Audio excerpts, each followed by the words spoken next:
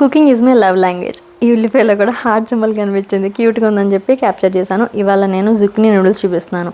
డైట్లో ఉన్న వాళ్ళు కానీ లేదా జస్ట్ హెల్తీగా తినాలనుకునే వాళ్ళు నూడిల్స్ ఇలా కూడా ట్రై చేయొచ్చు. చాలా ఎగ్జాటిక్గా లైక్ స్పెషల్గా అనిపిస్తుంది. అర్జున్ ఏదన్నా కొంచెం గార్లిక్ స్మెల్ తగలంగానే కిచెన్లోకి వచ్చేస్తాడు, ఏం చేస్తున్నావు అని చెప్పి. సో నేను ఒక జుక్ని తీసుకొని దాన్ని ఇలా పీలర్ లాంటిది దొరుకుతుంది, అది నేను ఇక్కడ ప్రోడక్ట్ దొరికితే ట్యాగ్ చేస్తాను చూడండి. సో దాంట్లో మనం సన్నగా నూడిల్స్ చేసుకోవడమే. ఆలివ్ ఆయిల్లో కుక్ చేస్తున్నాను, ఎక్కువ ఆయిల్ వేయట్లేదు. బికాస్ వెజిటబుల్స్ అన్ని కొంచెం అలా మూత పెట్టి లైట్గా మగ్గించవచ్చు అండ్ క్రిస్పీగా ఉండాలి కాబట్టి ఎక్కువ కూడా కుక్ అవ్వక్కర్లే. సో వెజిటబుల్స్ మీద కొంచెం సాల్ట్ అది వేసుకున్నాను, చిల్లీ గార్లిక్ అన్ని వెజిటబుల్స్ వేసేసాను. తర్వాత జుక్నీ నూడిల్స్ వేసేస్తున్నాను.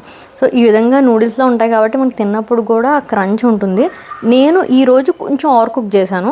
సో కొంచెం నూడిల్స్ మసాలా, గార్లిక్ పౌడర్, కావాలంటే కొంచెం చిల్లీ పౌడర్ కూడా వేసుకోవచ్చు, సోయా సాస్, ఈ ఇంగ్రీడియంట్స్ వేసేసి తిప్పాలి. ఈ పర్పుల్ క్యాబేజ్ వేస్తే ఇంకా బాగుంటుంది. నార్మల్ క్యాబేజ్ పర్పుల్ క్యాబేజ్ తప్పకుండా వేసుకోండి. నాకు క్రంచ్ ఉండడానికని దీన్ని లాస్ట్లో వేస్తున్నాను.